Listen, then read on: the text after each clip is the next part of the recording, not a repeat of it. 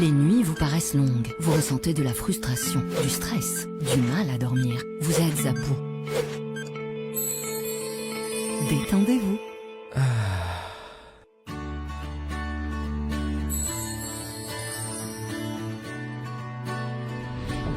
Réduction du temps d'endormissement, diminution des réveils nocturnes, relaxation. Une bonne nuit, ce n'est plus un rêve. Ce produit est un complément alimentaire sans dépendance disponible en pharmacie. N'hésitez pas à demander conseil à votre pharmacien. Mérinal, notre priorité, la qualité.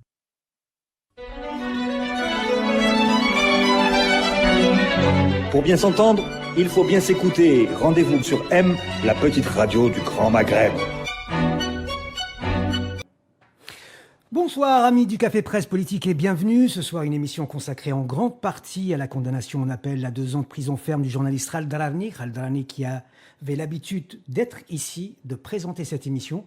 J'ai le lourd privilège de la faire à sa place en espérant le plus rapidement possible qu'il revienne et qu'il reprenne la présentation de l'émission. Autour de la table pour en débattre, ce soir, nous avons Zoubida Asso, l'avocate et présidente de l'UCP. Mohamed Tahar Messaoudi, journaliste à Al-Watan, et El Qadi Hassan.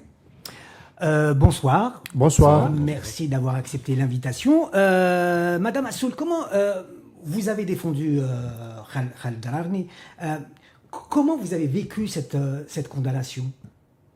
L'indignation la plus totale et générale, pas que le collectif des avocats, mais encore plus pour le collectif des avocats, parce que nous savons ce qu'il y a dans le dossier. Donc le dossier ne comporte nullement des faits qui peuvent être qualifiés d'atteinte à l'intégrité. D'ailleurs, l'article 79 du Code pénal est une aberration, parce que cet article il parle d'atteinte à l'intégrité du territoire national. Or, Khaled Drarni, à ma connaissance, il n'a jamais touché à l'intégrité. Quand on voit que des gens qui ont dilapidé des milliards de dollars dans le pays, qui ont ruiné le pays, ne sont pas poursuivis pour un tel chef d'inculpation, et que Khaled Drarni, qui n'a fait que couvrir la manifestation pacifique du 7 mars 2020, comment se fait-il que Khaled Drarni se retrouve avec un chef d'inculpation en telle qu'atteinte à l'intégrité du territoire, mais ensuite incitation à attroupement non armé. D'ailleurs, je voulais juste relever que le juge a dit que ce chef d'accusation, qui était aussi celui de ces 2 co-inculpés,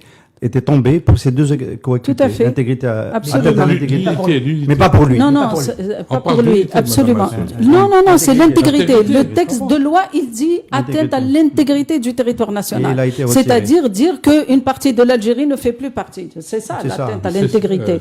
Donc, c'est vraiment pas un article qui s'applique à Khaled Drarni. Mais ce qui est encore plus choquant, c'est que même si on veut faire l'application de la loi d'une manière, on va dire, un peu arbitraire par rapport aux faits, quand vous avez 3 prévenus qui ont été poursuivis pour les mêmes chefs d'inculpation, qu'ils bénéficient de toutes les circonstances atténuantes, même pendant le premier jugement devant le premier juge, et Khaled Drarni n'est pas un repris de justice, d'office, il devrait bénéficier justement de toutes les circonstances atténuantes. Il n'a même pas bénéficié de cela. Et ça démontre quoi? Ça démontre justement l'acharnement judiciaire et le règlement de compte concernant Khaled Drarni en particulier. Donc pour nous, on avait grand espoir que les magistrats de la Cour corrigent justement cette injustice à l'égard de Khaled Drarni. Malheureusement, le contraire fut, et Khaled Drarni a été condamné à 2 ans de prison ferme, et on lui a même augmenté l'amende, parce que le premier juge lui avait donné 50 000 dinars d'amende, et cette fois-ci c'est 200 000 dinars d'amende. Alors, puisque vous avez la parole, je vais encore vous poser une question. Est-ce que pour vous, le verdict, c'est la traduction politique des déclarations du président Tebboune sur la c'est établi aujourd'hui, il n'y a aucun doute. Le lien, moi j'ai suivi le procès depuis la présentation de Khaled Drarni, Samir Belarbi Slimane Hmetouch, le 7 mars.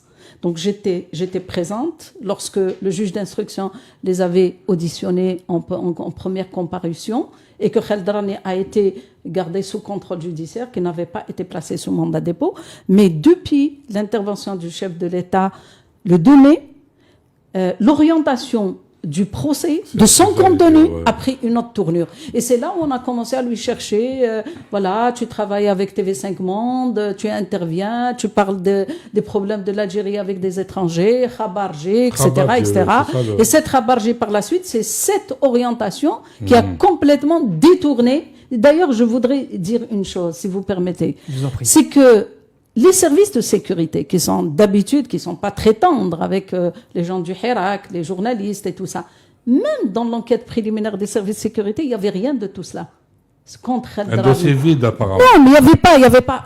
Les services de sécurité, dans le rapport préliminaire, l'enquête préliminaire n'avait pas parlé en aucun cas, ni de Khabarji, ni il travaille pour de l'espionnage au profit d'autres partis, ni de la conférence qu'il a assistée à laquelle il était invité à Paris. Il n'y avait rien de tout cela. Et donc cela est intervenu après l'intervention du chef de l'État. Donc aujourd'hui, c'est établi la relation entre ces déclarations et la condamnation par la justice, que la justice a été instrumentalisée et gravement instrumentalisée. Et c'est ça qui nous fait très mal, parce qu'aujourd'hui, la première victime, après Khaled Drani, c'est aussi la justice. Ihsan El-Qadi, quelle lecture politique on peut faire de cette condamnation? Bon, je vais répondre à ta question, Céline. Moi, je voulais juste dire, faire profiter peut-être nos amis de Radio M du fait que il y a une semaine ou 15 jours, il y a une semaine, c'est Karim Kébir qui avait eu le privilège d'assister au procès, qui nous avait fait par le menu un peu le procès, dire un mot sur la prononciation du verdict. Sur ce moment, il y a beaucoup d'amis avocats qui nous avaient dit, nous, au comité de soutien, qu'ils avaient plus ou moins confiance, qu'il y avait des indications qui laissaient penser qu'il s'agissait d'un juge qui était beaucoup plus détendu que la juge qui a assuré la première instance, qui n'était pas agressif dans ses questions, etc. Et nous qui commençons, on a vécu le 10 août, quand les 3 ans après, on disait, bon, ça c'est vos indications à vous, nous on fait plus confiance. Et donc j'observais le juge, qui a rendu, parce que le transfert pénitentiaire à partir de Qléa a pris du retard, donc il a rendu des jugements pour des détenus de l'Harrach, qui eux étaient arrivés. La façon dont il le faisait, la façon dont c'était expéditif. Et au moment où Khaled est rentré, il y a eu subitement une tension dans son visage. Et nous, on a vécu un très grand choc. Je peux dire 2 mots sur ce qui s'est passé dans les minutes d'après. Mais c'est vrai que le sort des journalistes à ce moment-là, on se dit on est faible. Hein, on est très faible. Très faible, très vulnérable. On est très vulnérable, on est très faible. Mais j'aurais pas pour tout l'or du monde d'être à la place de ce juge. Donc j'en touche un mot devant Madame Assoul, qui a été une partie de sa vie professionnelle juge. Comment ce juge-là peut-il faire face ensuite dans sa vie sociale aux interlocuteurs, etc. Il sait très bien que le dossier est vide. Il n'y a absolument rien du tout. Il prononce 2 ans. Quasiment mais presque le micro était retourné, le micro était tourné, oui. On n'entendait pas. C'était Ala Hussard il était crispé. Pourquoi il fait ça? Il y a eu cette caricature de dilemme aujourd'hui sur Liberté, où il dit, il montre le téléphone en rouge et il dit comme il a dit lui. Le juge, avec sa toque et tout ça, qui est quand même... Moi, j'ai été jugé en 1981 par Lila Aslaoui, en appel. J'étais condamné déjà à 1 année ferme. Et il fallait lui tenir tête parce que bon, c'était le parti unique, etc. Ah, oui. On sentait qu'il y avait des juges à la BC de 1 année à 8 mois pour des délits politiques. Hein, on est toujours pour des délits d'opinion, on va dire. Mais c'est quoi ces juges? Vraiment, moi, c'est ça qui m'a interpellé. Après, on a explosé dans la salle. On a explosé de colère dans la salle. Il y a eu la 60aine de soutiens qui étaient dans la salle, ont quasiment occupé la cour d'Alger. Ensuite, on a été bousculé pour être sorti, etc. Et la campagne va se poursuivre, évidemment. Mais Dieu sait combien je n'ai pas envie d'être à la place de ce juge qui a rendu ce jugement de 2 ans contre Khaled Drani. Je vais laisser la parole, je reviendrai à l'interprétation politique. Peut-être que Mohamed Tahar va... Moi, j'ai écrit aujourd'hui un commentaire sur l'Ouatan, où je l'ai titré une sentence cruelle sentence. Parce que vraiment, c'est de la cruauté. Comment peut-on condamner un jeune journaliste compétent, élégant, qui a tous les atouts pour être un très grand journaliste et une fierté pour l'Algérie. Et on le condamne de cette manière. Moi, je trouve pas les mots pour qualifier, sinon pour dire que c'est vraiment de la cruauté. Il n'y a rien dans ce dossier. J'ai évoqué les avocats. pour dire que le dossier de Khaled est vide, complètement vide.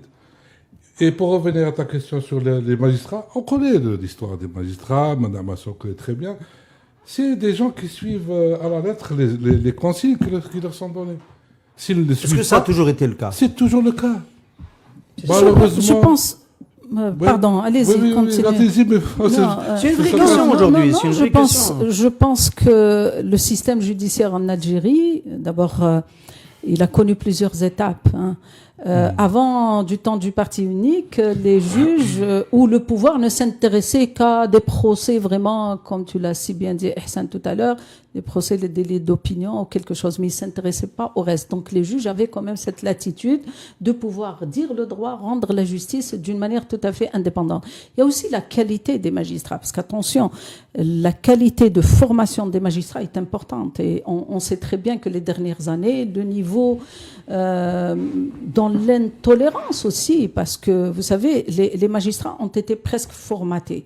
Donc la qualité de la formation rentre en vigueur. Mais il y a aussi aujourd'hui, c'est que ce qu'on a vécu pendant les 20 dernières années avec l'avènement de Bouteflika n'a jamais reconnu. Il l'a dit, même un jour, devant sa première réunion du Conseil supérieur de la magistrature, il leur a dit il ne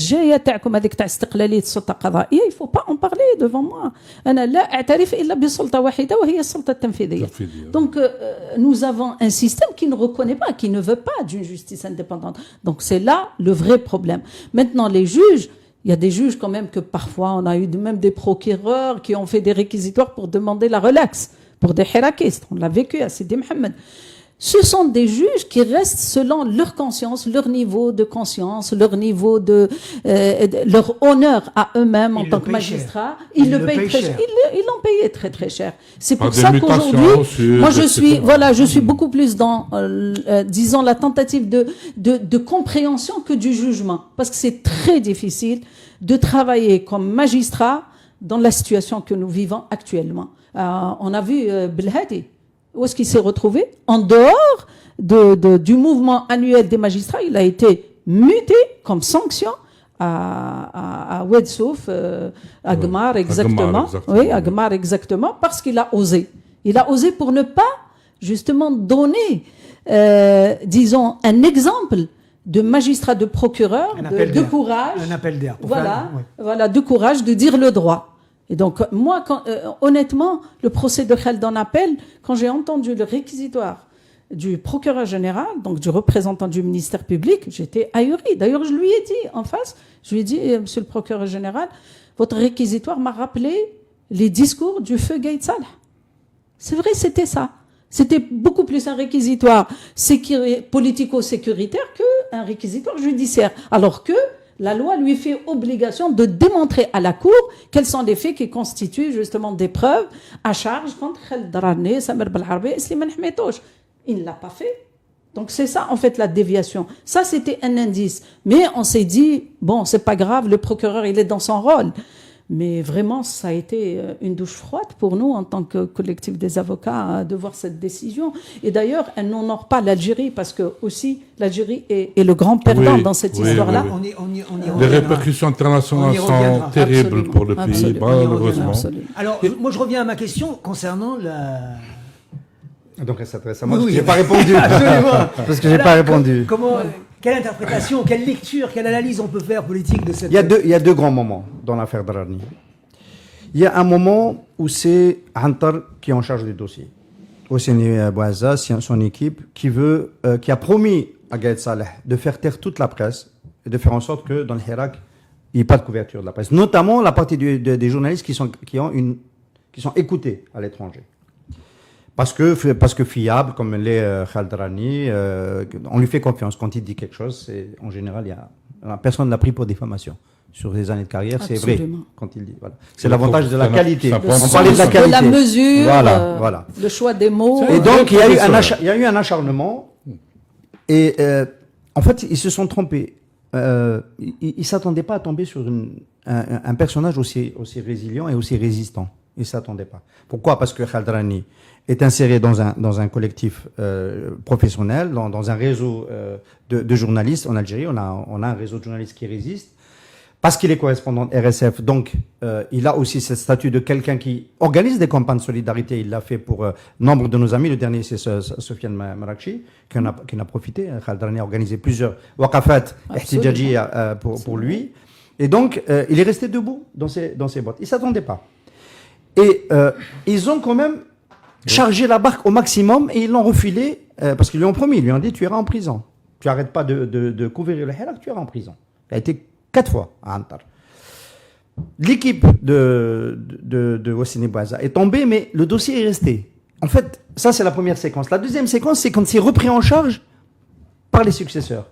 Et quand le président ajoute sa charge personnelle. Alors qui c'est qui a la main? Qui c'est qui a eu la main sur le dossier? Voilà. La vraie question qui se pose, c'est pourquoi j'allais dire Khaled Tebboune, c'est un autre sujet. Pourquoi Abdelmajid Tebboune a accepté dans le jeu question-réponse, d'ailleurs c'était avec des journalistes. C'est ça, oui. Dans des jeux, de dire ce qu'il a dit. D'enfoncer alors que ce n'est pas dans le dossier, etc. Et d'en faire, finalement, une affaire personnelle. Parce qu'on est d'accord pour dire que depuis qu'il a dit ça, le dossier est traité différemment. Il n'est pas traité comme l'a été traité celui de Samir Blarbi et de Slimane Ametouche, mais il est traité différemment. Pourquoi il l'a fait? 2 options. De l'incompétence autour de lui. Moi, je crois qu'il y a beaucoup d'incompétence autour de lui. C'est ce que je pense aussi. Ouais. Il y a beaucoup d'incompétence autour de lui. C'est-à-dire que quelqu'un comme Mohamed Saïd, je ne parle même pas du ministre de la Communication qui est loin du cercle de décision, qui est, voilà, Khadra Foukacha, mais à la présidence, ceux qui étaient là ont dû ne pas bien se renseigner sur le dossier. Et donc, on lui a vendu ce scénario. Il a dit quelque chose d'extrêmement grave. L'autre scénario, c'est que lui voulait asseoir son autorité. Donc, on enlève l'explication de l'incompétence, asseoir son autorité en faisant un exemple et en endossant le cas dernier, parce que je vais mettre de l'ordre et ça sera comme ça. Sauf que c'est une très lourde faute politique. Juste en 2 mots, j'ai fait un papier, avez-vous quel tient, j'évoque le papier qui sort aujourd'hui sur radio-m.info. 2 ans, ça fait penser à Mohamed Benchikou. Oui. Ouais. On est dans une dualité Bouteflika, Benchikou, Tebboune, Dararni. Oui. Bouteflika, Benchikou, Bouteflika, c'était en 2004. En juin, il venait d'être réélu. Il venait de diviser l'armée. Il avait séparé Général Tawfiq de Général Ammari. Et il engageait son vrai pouvoir. À partir de 2004, il engageait son vrai pouvoir. Le prix du pétrole remontait. Tout était ouvert pour lui. Il a fait de notre ami Mohamed Benchikou sa victime expiatoire.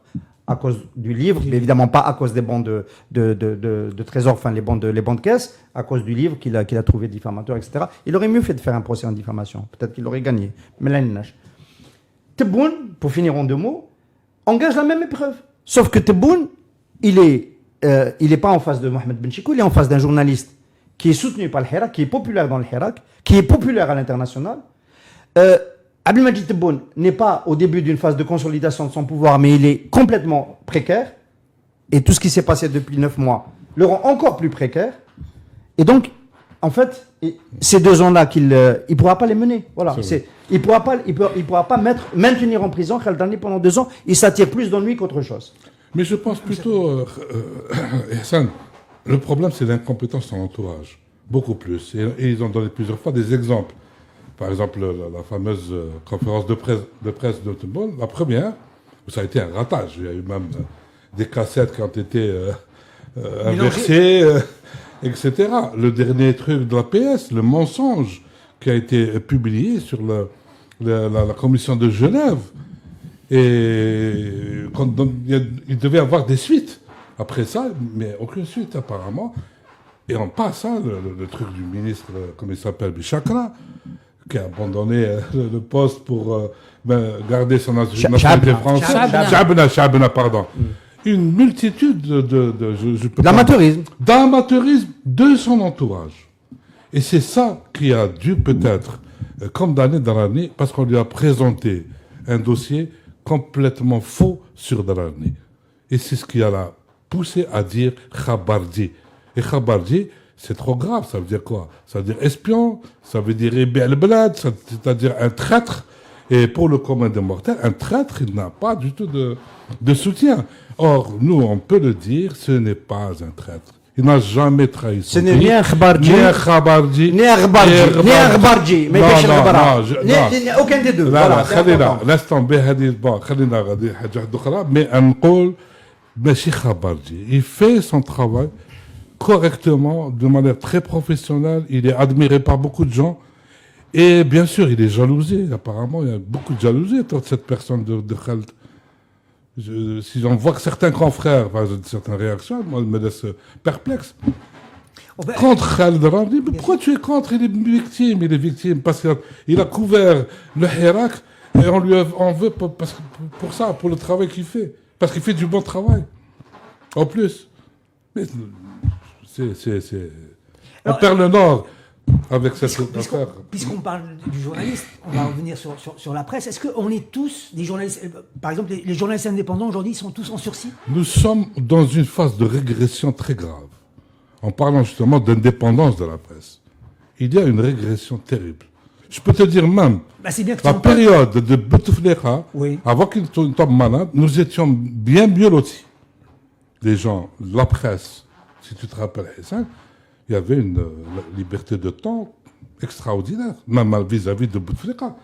Le Ouattan a toujours été, les commentaires de l'actuel DG de l'Ouattan, PDG de l'Ouattan, Taïb Belriche, étaient vraiment saisissants. Des fois, vraiment, tu as forcé la dose. Mais il ne s'est rien passé. La publicité, pour nous, il n'y a pas eu de chantage sur la publicité à cette période. Et je l'ai écrit aussi dans le commentaire de 94, je crois, où on n'avait plus de contact avec l'ANEP. On avait rompu. Jusqu'en 2019, nous n'avons jamais eu de publicité ANEP, de l'ANEP. Jamais. Alors c'est bien que... Maintenant, ils font du chantage avec nous. D'accord. Alors, Nous avons publié récemment un article J'allais en justement revenir. sur les enfants Voilà. de Gaël Salah. Oui. Bon, on a dit qu'ils sont enrichis à l'ombre de leur père, ce qui est une vérité. Oui. Pour nous, c'est un travail journalistique le plus normal, avec une photo de Gaël Salah et un titre et tout. On n'a pas mis les photos. On nous reproche de ne pas avoir mis les photos des enfants de... C'est un choix éditorial. À la limite, je peux dire... C'est notre choix. Le choix de la rédaction a été de publier la photo uniquement, et un titre, et on a donné l'article. Pour nous, il n'y avait pas de lecture. Mais comme je pense qu'en haut, il y a des clivages, des querelles binatoires, donc chacun pense qu'il y a une intervention d'un tel général, ou de Nazar, ou de machin. Pourquoi je دخلوني في التيران تاعكم هذا؟ Pour nous, c'est pas notre terrain. Le terrain de l'information, c'est tout. Donc si vous avez des problèmes binaires, comme régler les enfants ont déposé plainte et vous êtes en justice le 28. Le 28, on doit se présenter. Vous présentez. Donc ils vous attaquent pour... diffamation. Pour diffamation. Voilà. D'accord. On va y aller. La diffamation, il n'y a pas de prison. Hein. C'est Oui, une amende. C'est une amende. Voilà. Normalement. Avec quoi on va payer, Madame Assour? On manque d'argent maintenant. Non, je veux dire Sans que publicité. même les gens qui veulent, la loi est ainsi faite. Non, on n'a pas Pour peur du l'instant. procès en lui-même. Bien sûr. Ça sera plutôt le procès des enfants de Gaël, pas de l'Ouattan. Parce que ce serait vraiment une grave erreur de leur part de faire un procès à l'Ouattan. En revenant sur la condamnation de Khaled Darani, vous pensez que c'est un aveu de faiblesse du pouvoir? Ah oui, absolument, parce que mener un bras de fer, tout un pouvoir, un chef d'État qui a tous les pouvoirs, la Constitution lui confère tout, faire un bras de fer avec un journaliste, un jeune journaliste, c'est vraiment un signe de faiblesse et non pas un signe de force. D'autant plus qu'aujourd'hui, s'il y a bien quelqu'un qui est en train de rendre cette affaire-là une affaire internationale, il est en train de l'internationaliser, c'est bien le pouvoir, par ses pratiques. Absolument, ouais. Aujourd'hui, on nous parle, je ne sais pas quelle est la vérification, puisque nous, de toutes les manières, on ne peut pas accéder à Internet depuis 5 jours. Donc j'espère qu'aujourd'hui, non, demain, ça sera le dernier jour. On n'a pas pu accéder, mais il paraît que des experts de l'ONU se sont déjà déclarés dans ce sens-là. Ils étaient ahuris en faveur de Khaled Darani. Mais aussi le Parlement européen. Donc pourquoi le pouvoir, c'est pour moi un signe de faiblesse, de mauvaise gouvernance, de manque de vision, mais aussi c'est de dire aujourd'hui, nous entamons une nouvelle phase, c'est vraiment la répression à outrance. C'est-à-dire les libertés, avec cette nouvelle Algérie, il ne faut plus en parler. Et moi, pour moi, la condamnation de Khaled Darani, c'est la condamnation de toute la presse, de la liberté de la presse. C'est-à-dire qu'aujourd'hui, on peut dire au revoir à la liberté de la presse. Parce Justement, que jusqu'à quand on peut résister? Ça, c'est l'annonce de la nouvelle Algérie faite par Abdelmajid Tebboune. Justement, dans le cadre de la réforme de la Constitution, je crois qu'il y a un chapitre qui est consacré au délit de presse, à la liberté d'expression. Je crois que vous avez constaté. Vous savez le problème. Oui, le problème en Algérie, c'est qu'on a un système. Bien que le peuple algérien soit sorti depuis le 22 février 2019 par millions et dans toutes les régions du pays, même à l'étranger, pour dire ce système-là a fait faillite. Aujourd'hui, c'est pas que le peuple qui le dit, c'est le pouvoir en place qui dit heureusement que ce n'est pas que nous qui le disons. Aujourd'hui, ce système-là, au lieu de faire son mea culpa et d'écouter la voix du peuple et d'entamer une solution politique, un dialogue, on n'a pas cessé. Depuis mars 2019, nous n'avons pas cessé d'appeler les pouvoirs en place, d'aller vers un dialogue, d'aller vers une feuille de route consensuelle, de reprendre les choses de manière nouvelle, avec une approche nouvelle, avec une constitution consensuelle où le peuple a son mot à dire. Oui, le pouvoir s'est entêté, circuler, il n'y a rien à voir. Ils ont entamé une nouvelle réforme de la Constitution, comme si le problème de l'Algérie, c'était la Constitution. Nous avons actuellement la Constitution d'Abdelaziz Bouteflika amendée plusieurs fois. Elle a toutes les tares qu'on peut, mais il y a beaucoup de choses qui sont bonnes dans cette Constitution. Pas parce que c'est Bouteflika, mais parce que c'est la Constitution. 89, 96, les amendements, ce sont des constitutions, en fait, qui sont toujours dans un même système. Mais aujourd'hui, celle-là, celle de Bouteflika, elle garantit quand même pas mal de libertés. Est-ce que ces libertés sont respectées? On n'a qu'à voir cela, c'est tout. A-t-on besoin d'une nouvelle Constitution pour asseoir les libertés? Les libertés, elles existent, elles sont consacrées. Ou bien le pouvoir, il est le premier à piétiner la Constitution. La deuxième manière vraiment de fouler ces libertés à la base, c'est de mettre des lois qui vont verrouiller justement ce droit qui est consacré par la Constitution. Et nous le vivons aussi bien les partis politiques, la société civile, la liberté d'expression. Aujourd'hui, c'est quand même dramatique au XXIe siècle qu'un jeune, comme Tejedit, se retrouve en prison avec 9 chefs d'inculpation parce que tout simplement, il a fait sur Facebook, il a fait un rassemblement avec une vingtaine de jeunes à la Casbah. Il se retrouve avec des chefs d'inculpation ahurissants. C'est-à-dire, où va-t-on comme ça? Donc pour moi, cette constitution ne va rien régler, bien au contraire, mais si vous voulez, on peut en parler sur le contenu, aussi bien en la forme que dans le fond. En fait, on est par rapport à cette question des libertés et de ce que signifie la condamnation de Khaled Drarni, on est revenu un petit peu au cœur de l'arbitrage que le pouvoir essaie de prendre, mais qu'il n'arrive pas réellement à prendre. L'arbitrage, c'est...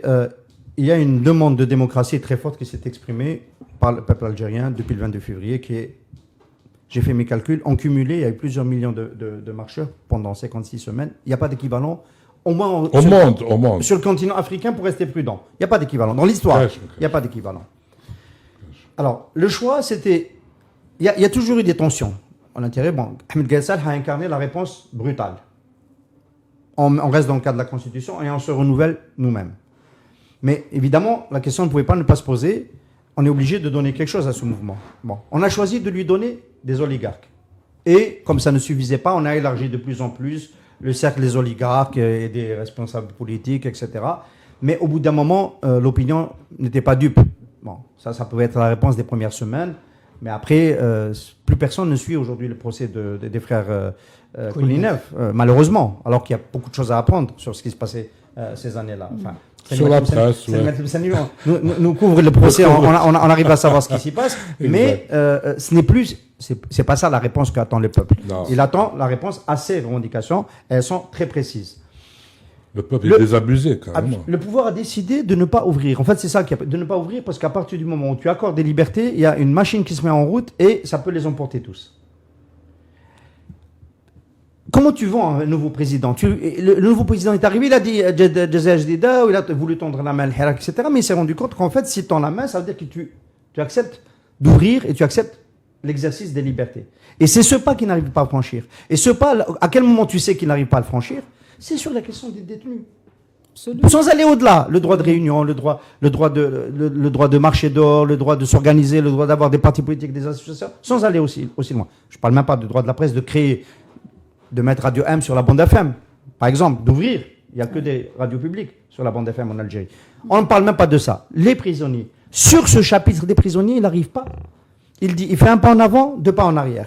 2 janvier, libération. Ensuite, toute une série d'arrestations pendant le printemps. Le 2 juillet, libération. Ensuite, condamnation de Khaled Darani, arrestation à nouveau de Mohamed Tadjadid, arrestation de Lalami à Al-Bodj, etc. Il n'arrive pas.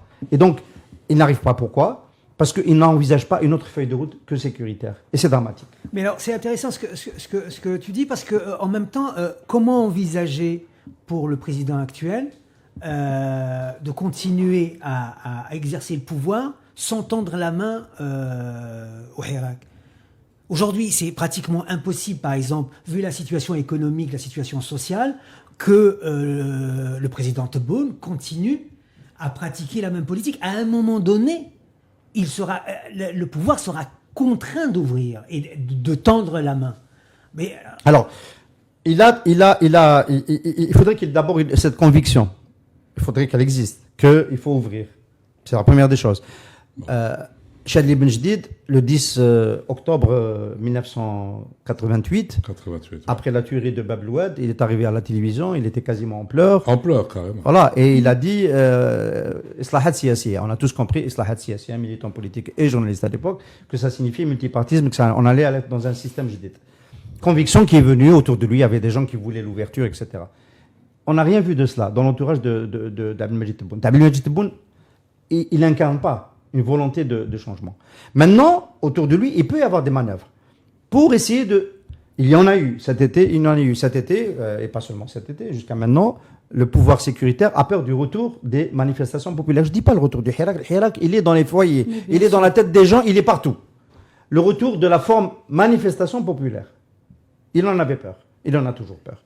Ils ont fait une approche. Ils ont approché des personnalités. Ils ont approché le commandant Bourga pour lui dire, il a été approché en juin dernier par le commandant, par le général Rajdi, patron de la DSI, qui est arrivé à la place de Wassini Bouaza, avec une feuille de route d'ouverture. Nous, on est pour l'apaisement. Il faut donner une chance à Tebboune. Vous lui avez pas laissé le temps. Calmer les gens. Il ne faut pas que le Hirak revienne tout de suite. Et on peut revoir la feuille de route. Et il y a eu des propositions. Il y a eu des propositions écrites. Se sont succédés chez Bourga, mais par différents biais chez d'autres acteurs du Hirak. Karim Younes, le conseiller à la présidence Allahom, peut-être pas chez beaucoup de personnes, mais au moins chez la figure que nous adorons tous du mouvement national commandant Bourga, pour faire le sage, pour dire voyez comment on peut faire une ouverture. Gouvernement d'union nationale, inversion du calendrier. Il n'y a plus le référendum. Le référendum. Ah oui. On commence par faire des législatives. Le dialogue. Faire le législatif avec une nouvelle loi électorale, pas avec la commission Chorfi. Et débat, conférence nationale, débat autour d'un nouveau Doustour qui lui passerait devant le nouveau Parlement, etc. En fait, se rapprocher des revendications exprimées ici et là par au moins quelques fractions du Hirak, voire par le PAD auquel dont fait partie l'UCP que dirige ici Madame Assoud. Et donc, il y a eu un flottement cet été. Peut-être que, on ne savait pas très bien d'où venait cette ouverture tentée, si elle venait de la présidence, ou si elle venait de l'armée, ou si elle venait des deux. Le résultat, on le connaît. À la fin de l'été, la politique de répression a poursuivi parce que tous ceux qui ont été approchés ont dit OK, donnez des gages. Donnez des gages. Commencez par libérer les détenus. C'est très facile. Et à la fin de l'été. Mais surtout arrêter, justement, d'en arrêter d'autres. Absolument, voilà. C'est ça, les gages. Il faudrait que la politique de répression. Donc, à la fin de l'été, qu'est-ce qui se passe? On revient à l'agenda de départ. Il y a une fraction du régime, ou tout le régime, qui a envisagé sérieusement à un moment donné de faire autre chose. Pourquoi? Parce qu'ils savent que rester sur la même feuille de route, comme tu viens de le dire, Salim, ça mène nulle part. Ça mène à nulle part. La preuve, le débat sur les... J'imagine que c'est ça qu'on va aborder, le débat sur la réforme constitutionnelle. Qui s'en passionne? Il n'y a pas de débat, Aslan. On peut pas parler de débat, franchement. On débat une constitution avant de la remettre... Non, on a vu la dernière mouture qui a été présentée devant le Parlement vraiment en vitesse V et qui a été adoptée sans débat, sauf les motions de soutien unanimement. Mais moi, j'ai lu les deux. Alors, elles seront où les différences entre les deux? Alors vraiment, la dernière là qui a été adoptée par le Parlement, elle est pire que la première mouture. Pour des raisons tout à... Ah oui, elle est vraiment pire et c'est ça le drame. D'abord, Abdelmajid Tebboune avait promis qu'il allait diminuer, revoir les pouvoirs du président en baisse. Eh bien, la dernière mouture, au contraire. Pour moi, c'est une constitution pharaonique. On se disait, Bouteflika, c'est un système hyper présidentiel. Celui-là, il n'a rien laissé. Alors, il s'est rajouté d'autres pouvoirs, y compris dans le pouvoir exécutif. Il n'accepte même pas de donner le pouvoir réglementaire au chef du gouvernement ou au Premier ministre. Il l'a constitutionnalisé. Donc, le pouvoir réglementaire revient au président. C'est dramatique, parce que dans aucune démocratie, l'aspect où le pouvoir réglementaire ne revient au chef de l'État. C'est-à-dire que c'est le blocage du pays. On ne peut pas avoir une majorité parlementaire. Bouteflika le faisait sans le constitutionnaliser. Oui, celui-là, il l'a constitutionnalisé, l'article 91. La deuxième des choses, c'est que, encore une fois, il se dit, je dois rester président et ministre de la Défense. Chose qui est vraiment, à mon sens, une aberration. D'abord, tu ne peux pas être le chef de l'État, donc le garant de la Constitution, donc le chef suprême de l'armée, et par la suite, tu deviens ministre sous la coupe du chef du gouvernement ou du Premier ministre que tu vas nommer. Deuxièmement, Chab, il dit, Madabina, l'armée reste dans ses missions constitutionnelles, c'est-à-dire que l'armée ne doit pas s'occuper de la politique. Ça veut dire quoi? Il faut qu'il y ait un ministre de la Défense qui s'assoit, comme tous les membres du gouvernement, au gouvernement, qu'il puisse discuter son budget, qu'il puisse passer devant l'Assemblée et rendre des comptes sur sa stratégie de défense, sur les choix stratégiques, etc., sur la manière de gérer son budget par rapport aux moyens du pays. Ça, il continue à devenir... Alors que l'article actuel de la Constitution 91, il ne dit pas que le président doit être ministre de la Défense.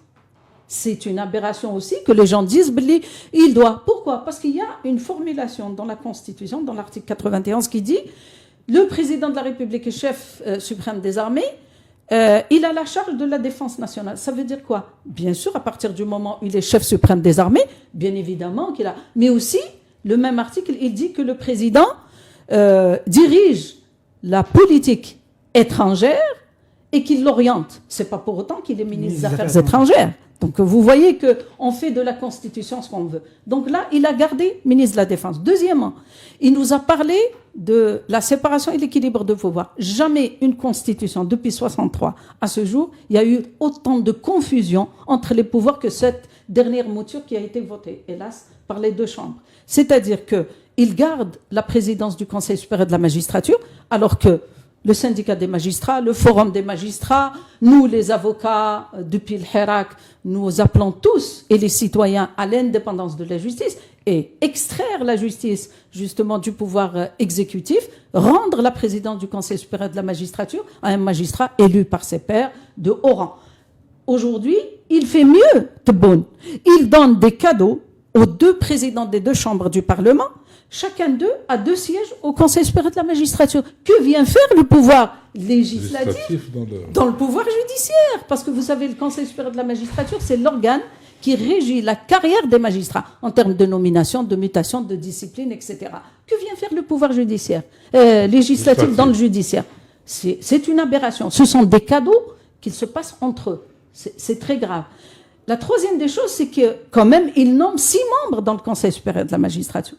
Il garde la présidence de ce conseil, mais en plus, il fait rentrer aussi le président du Conseil national des droits de l'homme. Je ne sais pas qu'est-ce qu'il vient faire dans ce conseil. C'est une instance consultative. Mais c'est juste hallucinant. La deuxième des choses, on parle maintenant des pouvoirs, disons, de contrôle et de régulation dans cette Constitution. Vous avez la Cour constitutionnelle.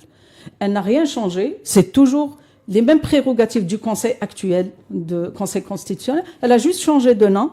Mais le président, sur les 12 membres, il nomme le tiers, donc 4, dans le président. Ça veut dire quoi? Ça veut dire que la Cour constitutionnelle, elle aura aussi 2 mandats, toujours dépendants du président de l'instant, et que c'est lui qui va encore orienter la Cour constitutionnelle. Il ne donne pas aux citoyens algériens dans un état de droit, auquel on aspire tous, la saisine du Conseil constitutionnel aux citoyens. Chose que nous, l'UCP, on l'a demandé depuis 2014. Ils n'ont jamais accepté. Mais lui, il fait encore mieux. Donc il désigne le tiers, il désigne le président, mais la Cour des comptes, il désigne le président de la Cour des comptes, il le nomme, mais il lui donne 2 mandats, c'est-à-dire il sera toujours dépendant. Donc il va faire comme Bouteflika, si ce n'est pire. Mais mieux encore, il a créé et il a constitutionnalisé carrément le clientélisme. Il a créé l'Observatoire de la société civile en son sein, donc auprès du président. Le CNES devient auprès du président et il devient le conseiller du gouvernement. Il nous crée encore le Conseil national des droits de l'homme en son sein. Et donc, ce monsieur, qu'est-ce qu'il fait? C'est juste pharaonique ou c'est plus que pharaonique? Ah, c'est plus. Bon, si on trouve un autre mot. C'est vrai que c'est... Donc, franchement, mais mieux encore, Ihsan, même les institutions, les autorités de régulation, par exemple l'audiovisuel, c'est lui qui les nomme. C'est-à-dire qu'il n'y a plus d'autorité. Ça veut dire que c'est vraiment le totalitarisme en son expression la plus en 91, c'était les pairs, on a élu le Conseil national de la presse. Voilà. C'est nous qui l'avons élu. Eh ben, les journalistes. Aujourd'hui, Tebboune, dans sa mouture, il dit c'est moi qui nomme ces autorités-là. Toutes les instances d'autorité, de régulation, c'est moi qui les nomme. Donc il est où la séparation, l'équilibre, l'indépendance de la justice? Il n'y a rien de tout cela. Donc c'est fait sciemment. Salim, qui est généralement pas bluffé facilement, il est choqué là. Oui, non, mais c'est la vérité. Heureusement qu'on ne voyait pas l'image, mais en même temps, comment on peut expliquer ce verrouillage? Mais c'est une politique, c'est une volonté. Quand il y avait une volonté, je sais pas, d'un groupe pour aller vers un dialogue, revoir toute la stratégie, et apparemment ils ont été pris de court par des faucons, je sais pas. Est-ce qu'il y a au sein, pour aller vers un durcissement de... Est-ce qu'il y a encore au sein du régime 2 partis qui s'affrontent? Est-ce qu'on peut dire que jusqu'à maintenant, il y a au sein du pouvoir des partis qui s'affrontent? Non, oui. Moi, je pense qu'il y a fondamentalement une conviction dans l'ANP, foncièrement patrimoniale. Le bled taha. Ouais. Ça, c'est-à-dire, pourquoi Bourga, j'ai oublié de dire que Bourga, évidemment, a poliment, voilà, décliné. Les gens d'Al-Hirak, parce que je me dois d'ajouter ça, sinon les gens vont penser que. Et qui sont connus. Il a négocié ou là quoi que ce soit, évidemment, avec son, mais, pourquoi quand il a dit devant le PAD,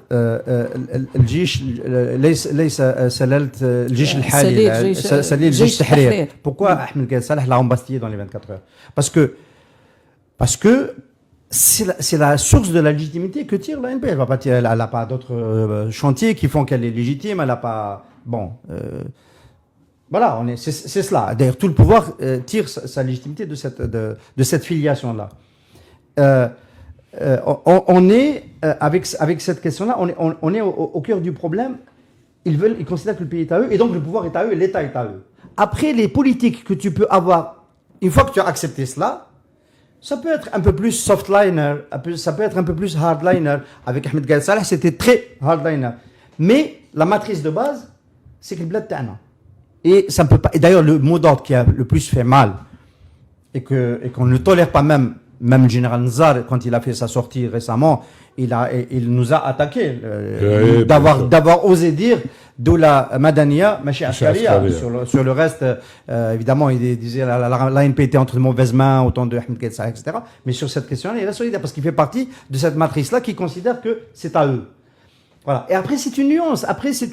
Évidemment, tu peux avoir des Mouloud Hamrouch, c'est autre chose. Il avait une vision d'ouverture, une vraie vision de réforme.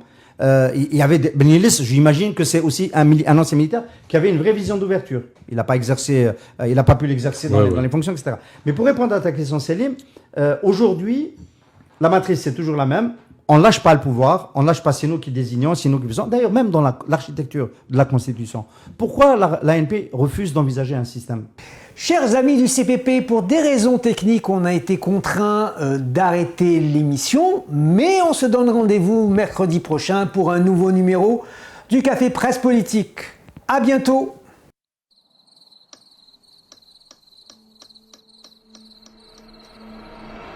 Les nuits vous paraissent longues, vous ressentez de la frustration, du stress, du mal à dormir, vous êtes à bout.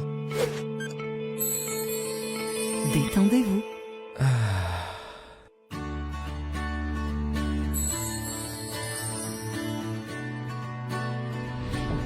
Réduction du temps d'endormissement, diminution des réveils nocturnes, relaxation. Une bonne nuit, ce n'est plus un rêve. Ce produit est un complément alimentaire sans dépendance disponible en pharmacie. N'hésitez pas à demander conseil à votre pharmacien. Mérinal, notre priorité, la qualité.